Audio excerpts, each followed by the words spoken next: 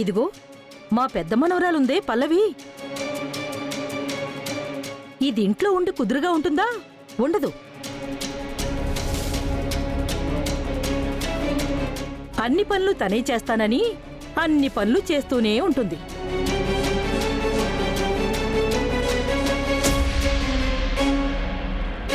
అందుకే మా సుమలతకి నచ్చదు. నువ్వు కూతురివి కోడల్లాగా పనిచేస్తే నేను ఒప్పుకోను, అంతా నేనే చూసుకుంటాను అంటుంది. అక్కడే వీళ్ళిద్దరికీ గొడవ వస్తుంది.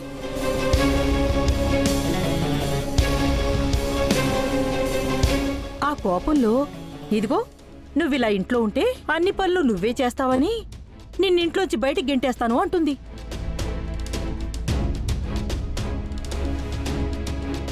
ఆ విషయమే చెప్తున్నాను, మీకెంకోలా అర్థమైంది. నిజంగా మీలాంటి అత్తగారు దొరకటం ఆ అమ్మాయి అదృష్టం అండి.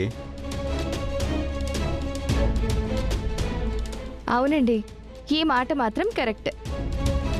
అవునండి, రోజు మా అత్తయ్యగారి కాలు కడిగి నెత్తి మీద చల్లుకోవాలి అనుకుంటాను. ఆవిడేమో మాకు ఆ అవకాశమే ఇవ్వరు. ఓకే సుమలత గారు, మేము అడగగానే మాకు ఇంటర్వ్యూ ఇచ్చినందుకు థ్యాంక్స్ అండి. మేము వెళ్ళొస్తాము. థ్యాంక్ యూ సో అలాగే మచ్. మంచిది.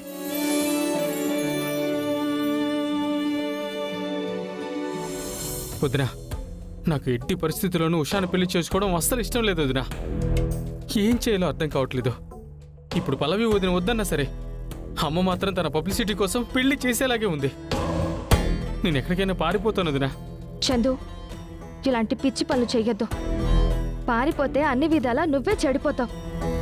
పోలీసులు నిన్ను అరెస్ట్ చేస్తారు. వద్దు, ఆంటీ కూడా నీకు రివర్స్ అయిపోతారు. మరికి నేనేం చేయాలి వదినా? నువ్వు నేను కలిసి ఆ పల్లవి వదిన్ని దెబ్బ కొడదామనుకున్నావు. ఆ ఉషా పీడ వదిలించుకుందామని ఎన్ని ప్రయత్నాలు చేసినా అది కూడా వర్కౌట్ అవ్వట్లేదు.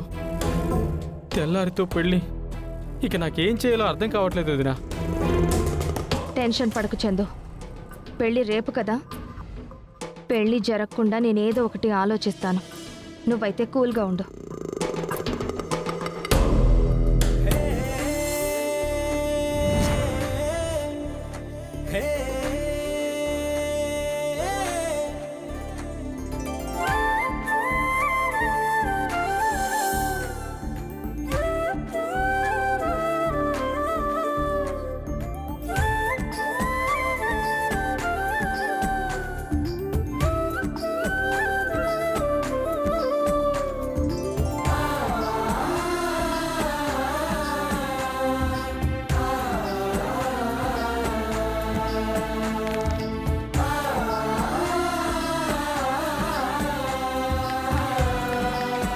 ఉషా, చాలా బాగున్నావు.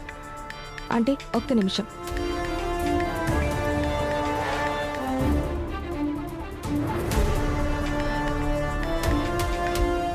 ఏంటి చందు?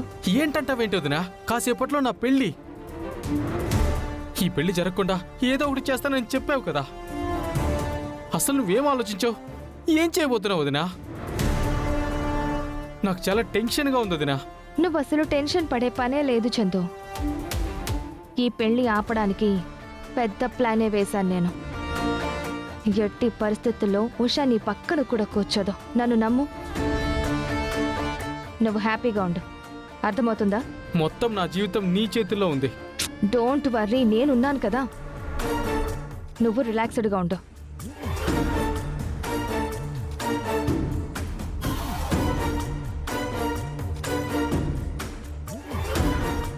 ఎవరు ఫోన్? ఫ్రెండ్ అన్నయ్య, పెళ్ళి కదా, విషయం చెప్తున్నాడు అన్నయ్య. సరే సరే, త్వరగా రెడీ అవ్వు, బట్టలు అవి మార్చుకో.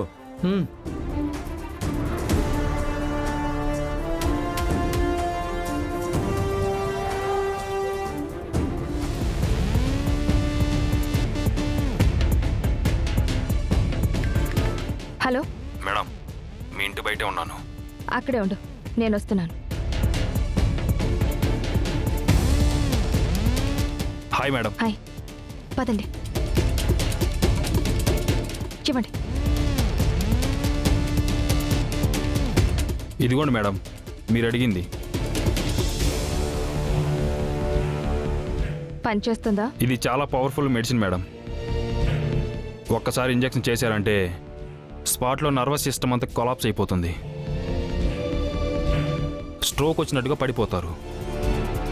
తర్వాత ప్రాణం ఉంటుంది కానీ కాళ్ళు చేతులు బాడీలో ఏ అవయవం కూడా చలనంలో ఉండదు. వెరీ గుడ్, మీరు వెళ్ళండి. Okay madam.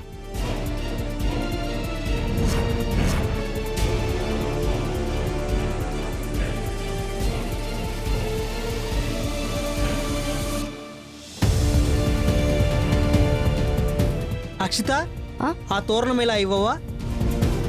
ఎవరినన్నా పిలవచ్చు కదా. అందరూ పనిలో ఉన్నారు, తీసుకొని ఇవ్వు.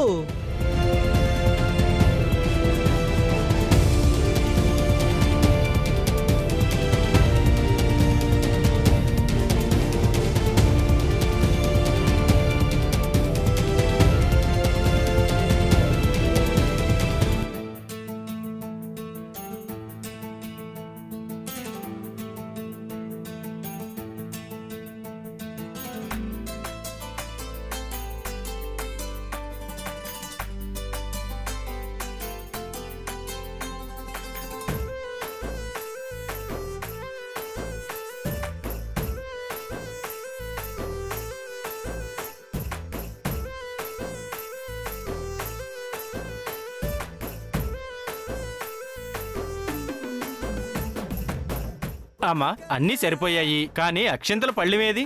ప్రసాదు, వస్తున్నాను పంతులు గారు. మస్తు గుందే చిట్టి చెవులా జుంకీలు ఊగుతుంటే ఊపిరాగే.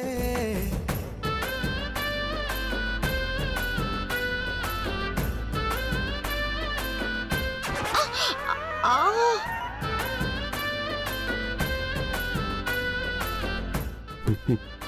అయ్యో, ఏమండి ఏమండి ఏమండి, ఆగండి. ఏంటి అలా వెళ్ళిపోతున్నారు? ఒకసారి గుద్దిన తర్వాత మళ్ళీ గుద్దుకోకపోతే కొమ్ములొస్తాయంట. రండి, ఇంకోసారి గుద్దుకుందాం.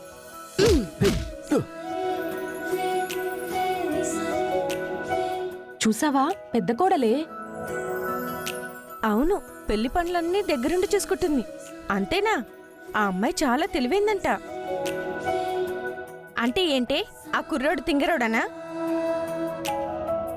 లేదే, మా అమ్మగారు చెప్తూ ఉంటారు పెద్ద కోడల గురించి. చాలా మంచిదంట. ఒక విధంగా కుటుంబం మొత్తాన్ని ఒంటి చేత్తో నడిపిస్తుందంట. గ్రేట్ అని చెప్తూ ఉంటారు. ఏంటే అందరూ నీకు భజన చేస్తున్నారు? భజనేముంది, నిజం కాబట్టి చెప్పుకుంటున్నారు. అంటే నేను తింగరున్నానా? ఆ మాట నేను అన్నానా? ఇదిగో నువ్వు. సరే సరే, ఆగండి. అరే చరణ్, ఏంట్రా తమ్ముడు పెళ్లి జరుగుతుంటే ఇక్కడ మీరిద్దరూ సరసాలు? వెళ్ళి పనులు చూసుకోండి, వెళ్ళండి. సరసాలా? ఈ సరసంలా కనపడుతుందా? అయ్యా, పెళ్లి కుమారుణ్ణి పెళ్లి కుమార్తెని తీసుకొని రండి. ఆ పంతులు గారు, పదండి పదండి.